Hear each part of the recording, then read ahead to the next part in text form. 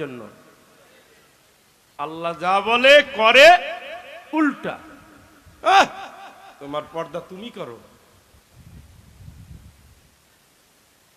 আছে না?